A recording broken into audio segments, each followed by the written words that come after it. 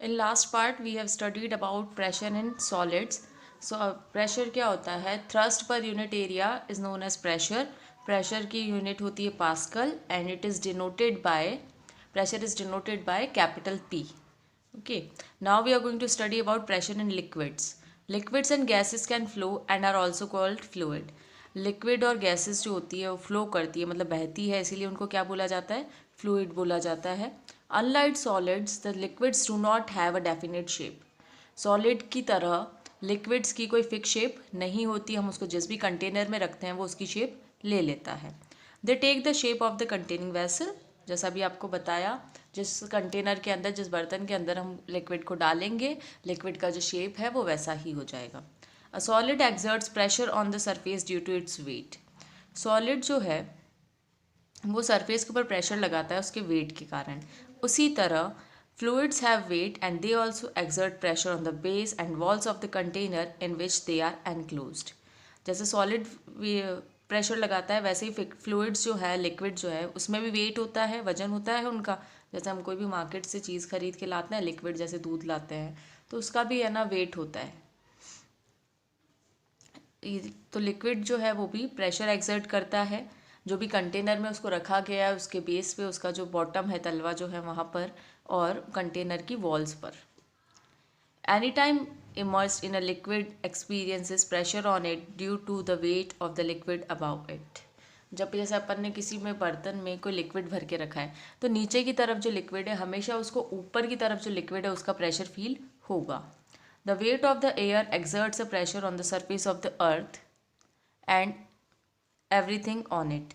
जो एयर है, एयर में भी वेट होता है, तो एयर जो है वो सरफेस के, अर्थ के सरफेस पर भी हमेशा प्रेशर एक्सीड करती है, या जो भी चीज़ है अर्थ के सरफेस के ऊपर उसके ऊपर अपना प्रेशर अप्लाई करेगी. In other words, unlike solids, the pressure in the liquids is not the thrust per unit area. हम ये कह सकते हैं कि सॉलिड, जैसे सॉलिड का प्रेशर हम क्या बोलते हैं? Thrust per unit area. उसी तरह लिक्विड का pressure thrust per unit area नहीं है. जबकि वो किस पे डिपेंड करता है लिक्विड में? It depends upon the depth of the liquid, the density of the liquid. तो लिक्विड का जो प्रेशर होगा वो डिपेंड करेगा कि लिक्विड कितनी हाइट तक भरा हुआ है और कितनी डेंसिटी है, वो घनत्व, उसका गाढ़ापन कितना है. अभी हम एक एक्टिविटी पढ़ेंगे जो कि इस चीज़ को प्रूव करेगा. एग्जाम्पल्स ऑफ लिक्विड प्रेशर में बता रखा है. हमने अभी क्या पढ़ा कि प्रेशर जो है लिक्विड में वो उसकी डेप्थ, जितनी गहराई तक जितना ज़्यादा लिक्विड होगा उतना ही ज़्यादा लिक्विड का प्रेशर बढ़ जाता है. So it has been found that when deep sea fishes are brought up to the surface to of the sea, their bodies burst. It is because the blood in their bodies flows at a very high pressure. At the surface of the sea, the pressure of the water suddenly decreases. This difference in pressure bursts open their bodies. ऐसा देखा गया है कि जो fishes deep sea, गहरे समुद्र में नीचे की तरफ होती है, अगर उनको ऊपर की तरफ सरफेस पर ले आया जाए तो उनकी बॉडी बर्स्ट हो जाती है, उनकी बॉडी फट जाती है. ऐसा क्यों होता है? क्योंकि उनका जो ब्लड होता है उनकी बॉडी के अंदर वो बहुत ही हाई प्रेशर पे फ्लो करता है, लेकिन जब सरफेस पे लाते हैं तो सरफेस पे तो प्रेशर जो है वो कम हो जाता है. तो इस कारण उनकी बॉडी जो है वो बर्स्ट हो जाती है और उनकी बॉडी फट जाती है, सारे ऑर्गन्स, जो फिशेज़ हैं वो डेड हो जाती है. Next we are given an activity to prove that the pressure exerted by liquid increases with height, depth of the liquid. ठीक है, इसके लिए हम क्या करेंगे? ग्लास ट्यूब लेंगे जो कि दोनों तरफ से खुली हो, 10 सेंटीमीटर लंबी है और 3 सेंटीमीटर चौड़ी है. इस ग्लास रबर ट्यूब को हम ऐसे एक बैलून नीचे की तरफ फिक्स कर लेंगे. अब इसके अंदर हम वाटर फिल करेंगे. ठीक है, यहाँ पे इसमें जब हम वर्टिकल पोजीशन में वाटर फिल करेंगे तो ये जो बैलून है वो क्या होगा? बल्ज हो जाएगा, बाहर की तरफ फुल जाएगा. और उसके बाद अगर हम इसमें और वाटर ऐड करेंगे तो फिर क्या होगा? ये जो बैलून है वो वापस उसका साइज़ पहले वाले से कंपैरेटिवली और ज़्यादा हो जाएगा. तो इससे क्या पता चलेगा कि हमने तो क्या चेंज किया? दोनों में सिर्फ लिक्विड की अमाउंट चेंज करी. तो लिक्विड जो है वो डायरेक्टली क्या करेगा? जितनी ज़्यादा हाइट तक लिक्विड हमने भरा उतना ही ज़्यादा वो नीचे की तरफ यहाँ पर प्रेशर एक्सर्ट कर रहा है. तो इससे हमें ये पता चलता है कि लिक्विड जो है वो भी प्रेशर एक्सर्ट करता है. जितना ज़्यादा हाइट तक हम लिक्विड फिल करेंगे उतना ही ज़्यादा प्रेशर एक्सर्ट होगा, उतना ही ज़्यादा प्रेशर लगेगा. Next activity, to prove that pressure exerted by liquid increases with the density of the liquid. Density क्या होती है? घनत्व, जिसे आप हिंदी में घनत्व बोलते हैं, कितना घना है वो उसकी डेंसिटी कहलाती है। इसके लिए हमें रिक्वायर्ड होगा एक ग्लास ट्यूब जो कि दोनों तरफ से खुली हो, जैसे लास्ट एक्टिविटी में थी। 10 सेंटीमीटर लंबी और 3 सेंटीमीटर चौड़ी होगी वो, और एक स्मॉल रबर मेम्ब्रेन बैलून।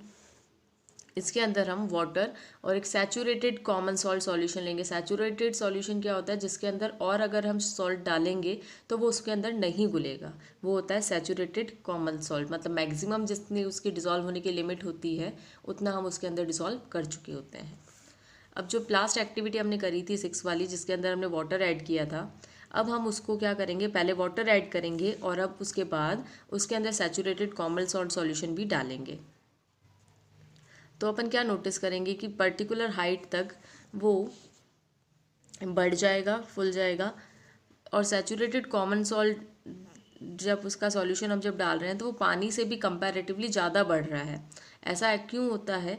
क्योंकि जो प्रेशर एक्सर्ट किया है लिक्विड ने वो डिपेंड करता है उसकी डेंसिटी पे। तो वाटर से कंपैरेटिवली हमने जो सॉल्ट वाटर का जो सॉल्यूशन डाला है उसकी डेंसिटी ज़्यादा है, तो वो उस लिक्विड के ऊपर हर डायरेक्शन में फोर्स लगाएगा। इसीलिए इस केस में जो पिछली वाली एक्टिविटी में जब हमने वाटर डाला था और इसके अंदर सॉल्ट सॉल्यूशन डाला है, तो दोनों में सॉल्ट सॉल्यूशन वाले में ज़्यादा बैलून का हाई साइज़ जो है वो इंक्रीज़ होगा। ओके, नेक्स्ट हमें सेकंड पॉइंट गिवर है, the diver wears metallic cover while going into the sea. ये जो डाइवर्स होते हैं, सी डाइवर्स, ऐसे आपने टीवी में देखा होगा, तो ये जब सी के अंदर जाते हैं तो इस तरह से इनकी बॉडी पर एक मेटेलिक कवर पहनते हैं। The pressure increases with increase in depth of water. The increase in pressure is 1 atmosphere by 10 metre increase in depth of water. अब ये जब पानी के अंदर जाते हैं तो जैसे जैसे गहराई में जाएंगे जो प्रेशर है वो बढ़ता जाता है। 1 एटमोसफियर प्रेशर इंक्रीज होता है जब ये 10 मीटर अंदर की तरफ जाते हैं पानी में। If this pressure falls in the diverse directly he will not tolerate it. अगर ये प्रेशर सीधा डाइवर के ऊपर आएगा तो उसकी बॉडी उसको टॉलरेट नहीं कर पाएगी। इसीलिए डाइवर जो होते हैं वो लार्ज डेप्थ में जाने के लिए मेटेलिक कवर पहनते हैं। The pressure of the water column falls on the metallic cover and the pressure inside the cover remains nearly equal to the atmospheric pressure. तो इससे क्या होगा? ऊपर चाहे कितना भी पानी आ रहा है, उनकी बॉडी के ऊपर जो प्रेशर है वो सेम रहेगा, क्योंकि जहाँ सारा जो प्रेशर है वो इस मेटेलिक कवर पे आएगा, ना कि उनकी बॉडी पे। इसीलिए मेटेलिक कवर पहनने से वो सेफ रहते हैं और उन प्रेशर के कारण उनको कोई नुकसान नहीं पहुँचता है। The walls of the dam are made thick at the bottom and thin upward. जो डैम बांध जो बनाए जाते हैं उनकी जो दीवारें होती है उनको हमेशा नीचे की तरफ से मोटा और ऊपर की तरफ से पतला बनाया जाता है। The pressure at the point inside the liquid depends on the depth of the point from the free surface. Therefore, the pressure is very high at the bottom of the dam. To tolerate this pressure, the walls of the dam are made thick at the bottom. अब उसको ऊपर की तरफ से पतला और नीचे से मोटा इसलिए बना रहे हैं क्योंकि देखो जैसे जैसे हाइट होती जाती है पानी की, तो नीचे की तरफ जो प्रेशर है वो ज़्यादा होता रहता है। तो वो जो डैम है वो इतने ज़्यादा प्रेशर को टॉलरेट कर सके, इसीलिए उसका जो बेस है वो मोटा बनाया जाता है। और जैसे जैसे हम ऊपर की तरफ जाते हैं प्रेशर डिक्रीज़ होता रहता है, इसीलिए ऊपर की तरफ जो डैम की दीवारें होती है उनको छोटी और चौड़ी नहीं बनाई जाती है। The hulls of submarines are especially strengthened to bear the huge pressure on the sea water. ये जो सबमरीन होती है, सबमरीन का ऐसे जो ऊपर वाला हिस्सा जो दिख रहा है आपको हल्स, इसको इस तरह से डिज़ाइन किया जाता है कि वो जो बहुत ज़्यादा प्रेशर जो आता है सी के पानी का उसको टॉलरेट कर पाए। चलो नेक्स्ट, ये तो था प्रेशर इन लिक्विड्स। अब हम पढ़ेंगे pressure in gases. Our atmosphere is surrounded by air up to a height of 30 kilometre. हमारा जो एटमोसफियर है उसमें 30 किलो अर्थ के सरफेस से जब हम 30 किलोमीटर हाइट ऊपर की तरफ जाएंगे वहाँ तक हमारा एटमोसफियर होता है। Air consist mainly of nitrogen and oxygen gases. Air के अंदर मेनली कौन कौन सी गैसेस हैं? Nitrogen and oxygen. नाइट्रोजन कितनी है? 78% and oxygen is 21%. The envelope of air surrounding the earth is called atmosphere. ये डेफिनेशन है एटमोसफियर की, अंडरलाइन करना है इसको। अर्थ के चारों तरफ जो एयर का एक घेरा है वो क्या कहलाता है? Atmosphere. As we move upward from earth surface the density of air goes on decreasing. जैसे जैसे हम ऊंचाई पर जाएंगे अर्थ की सतह से, अब जो एयर की डेंसिटी है, एयर का जो घनत्व है वो कम होता जाएगा। The atmosphere of earth may be suppose to be found by large number of layers as matter has weight and air is also matter, therefore each layer of air experience weight of all about it. Atmosphere जो है अर्थ का वो ऐसा माना जाता है कि वो कई सारी लेयर से मिलकर बना है। आपने एटमोसफियर की डिफरेंट लेयर्स जैसे ट्रोपोस्फियर, स्ट्रेटोस्फियर इस तरह के नाम सुने होंगे। तो जैसे कि हमें पता है मैटर की प्रॉपर्टीज़ हम देखते हैं तो मैटर का वेट होता है and air is also a matter. So air जो है वो भी बहुत ज़्यादा वेट एक्सपीरियंस करती है उसके ऊपर जो लेयर आती है उनके कारण। If we imagine a cylinder of unit cross sectional area filled with air whose height is equal to the height of the topmost layer of the air of earth atmosphere, the weight of air exerted at the bottom of the cylinder is called the atmospheric pressure. अगर मान लो हम suppose करते हैं हमारे पास एक cylinder है जिसका area क्या, जिसका जो भी क्रॉस सेक्शनल एरिया है वो एयर से भरा हुआ है और उसकी जो हाइट है सिलेंडर की वो जो हमारी अर्थ की जो टॉप मोस्ट लेयर है उसके इक्वल है। तो उस कंडीशन में जो वेट एक्सर्ट होगा बॉटम के ऊपर, सिलेंडर के बॉटम के ऊपर जो एयर भरी हुई है अंदर, उसका जो वेट एक्सर्ट होगा वो क्या कहलाता है? Atmospheric pressure. The weight exerted by the column, vertical column of all layers of air of atmosphere on unit area of earth surface is called atmospheric pressure. तो सबसे पहले तो इसकी यहाँ पे डेफिनेशन को अंडरलाइन कर लो आप। जो वेट, जो एयर की लेयर्स है वो सारी कैसी वर्टिकल है, मतलब एक के ऊपर एक ऐसे चढ़ाई पर है। तो जो एयर का जो वेट है, जो इतनी सारी लेयर्स जो है वो अर्थ के सरफेस के ऊपर क्या करेगी? वेट लगाएगी। और ये जो अर्थ सरफेस पे जो वेट लग रहा है वो कहलाता है atmospheric pressure. Its magnitude is around 100 kilo pascals at sea level and hence is too large. अगर हम बात करें कि ये जो प्रेशर है वो कितना है, तो सी लेवल पर ये जो प्रेशर होता है वो है 100 किलो पास्कल्स और ये बहुत ही ज़्यादा है। However, as we go upward, the magnitude of the atmospheric pressure decreases gradually. The following activity will show the magnitude of atmospheric pressure on the surface of Earth. लेकिन जैसे सी लेवल पर तो ये प्रेशर बहुत ही ज़्यादा है, लेकिन जैसे जैसे हम हाइट पे जाएंगे ये जो प्रेशर है वो कम होता जाता है। We note that the can collapse. यहाँ पे फिर हमें एक एक्टिविटी गिवन है, देखो यहाँ पे हम क्या करेंगे, इस एक्टिविटी में हम ये प्रूव करेंगे कि एटमॉस्फेयर जो है वो बहुत ज़्यादा प्रेशर एक्सर्ट करता है। इसके लिए हमें इस तरह से एक जो ऑयल का जो कैन होता है वो लेना है, खाली कैन चाहिए और इसको क्लीन करके हमें रखना है।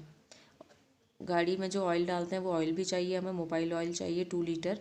इसकी इस तरह से लिड होनी चाहिए, ढक्कन वाला होना चाहिए, पानी चाहिए, स्टैंड चाहिए और बर्नर चाहिए इसको हीट करने के लिए। अब हम एक कैन को लेंगे और इसका जो माउथ है वो कैसा होगा? छोटा होगा। इसको हम अंदर और बाहर, इसके अंदर हमें कुछ फिल नहीं करा है, तो इसके ऊपर सिर्फ एयर है इसके अंदर, और वो एयर जो है वो बाहर की तरफ से भी और अंदर जो एयर है वो अंदर की तरफ से भी प्रेशर लगाएगी। फिर हम इसके अंदर क्या करेंगे, कुछ अमाउंट में पानी फिल कर देंगे और उसको गर्म करेंगे। तो ये जो कैन है वो स्टीम से, पानी को जब हम गर्म करेंगे, हीट करेंगे तो वो स्टीम में बदल जाएगा। तो ये जो कैन है वो स्टीम से, भाप से भर जाएगा और इस जगह से हीट जो है वो स्टीम बाहर आने लगेगी। फिर हम इसको क्या करेंगे, हीटिंग बंद करके इसका जो कैन का जो माउथ है उसको ढक्कन से टाइटली बंद कर देंगे। तो हम क्या चीज़ नोटिस करेंगे, that the can collapse and get deformed. हमने जब इसको ढक्कन को यहाँ से बंद कर दिया तो कैन जो है वो, उसकी जो शेप है वो बिल्कुल बदल जाएगी। और ऐसा क्यों होता है? Because when heated the steam pushes the air of can outside. जब हमने इसको हीट किया था तो ये जो इसका जो ढक्कन वाली जो जगह थी वहाँ से जो हीट है, स्टीम है, वो बाहर की तरफ निकल रही थी। लेकिन जब कैन कूल हुआ तो जो स्टीम कैन के अंदर थी वो कंडेंस हो गई और किस में बदल जाएगी? वाटर में। और इसी के कारण जो कैन है उसका शेप बदल जाएगा, क्योंकि बाहर की तरफ जो एटमॉस्फेरिक प्रेशर है वो कोलैप्स हो जाएगा। ऊपर की तरफ से भी एटमॉस्फेरिक प्रेशर लगेगा, बाहर की तरफ से भी लगेगा, तो ये जो कैन है उसका शेप बदल जाएगा। अगर अपन इसके ऊपर कोल्ड पानी डालें, ठंडा पानी डालें, तो इसके अंदर जो स्टीम है वो इमीडिएटली वाटर में चेंज हो जाएगी और इससे के अंदर नियरली वैक्यूम जैसी कंडीशन डेवलप हो जाएगी। ये जो एक्टिविटी है वो क्लियरली इंडिकेट करती है कि एटमॉस्फेयर जो है वो लार्ज प्रेशर एक्सर्ट करता है हर डायरेक्शन में। Gases are liquid are called fluids. आपको ये चीज़ पता है, गैसेस और लिक्विड्स को क्या बोला जाता है? फ्लूइड्स बोला जाता है। तो ये जो प्रेशर एक्सर्ट करते हैं गैसेस और लिक्विड, इनके अंदर कुछ सिमिलैरिटीज़ होती है। लिक्विड के अंदर जो प्रेशर है वो इंक्रीज़ हो जाता है डेप्थ में जाने पर, सेम गैसेस के साथ भी होता है। लिक्विड हर डायरेक्शन में प्रेशर लगाता है, वैसे गैस भी हर डायरेक्शन में प्रेशर लगाता है। यही वो रीज़न है, इसीलिए हम जो बैलून को जो फुलाते हैं तो हम उसको हमारे माउथ से बिल्कुल पास में रखते हैं, वरना क्या होगा, एयर जो है वो निकल जाती है, क्योंकि गैसेस जो है वो हर डायरेक्शन में प्रेशर लगाती है। Examples of air pressure. अब हम कुछ इसके एयर प्रेशर के एग्जाम्पल पढ़ने वाले हैं। Now the question which arises is, if the air has huge pressure, why do not our body get crushed. अगर मान लो एयर का प्रेशर इतना ज़्यादा है तो हमारी बॉडी पे उसका असर क्यों नहीं पड़ता? ऐसा इसलिए नहीं होता क्योंकि हमारे जो ब्लड होते हैं उसके अंदर डिज़ोल्व ऑक्सीजन प्रेजेंट होती है। वो जो हमारी बॉडी के अंदर जो डिज़ोल्व ऑक्सीजन है वो उस प्रेशर पर है जो कि एटमॉस्फेरिक प्रेशर से कुछ ज़्यादा है, जिससे हमारी एटमॉस्फेयर में जो हमारे पे प्रेशर लगाता है उससे हमारी बॉडी का जो ब्लड का प्रेशर है वो बैलेंस हो जाता है। इसीलिए हमारी बॉडी जो है वो कोलैप्स नहीं होती है। अगर मान लो एयर प्रेशर बदल जाए तो क्या होगा?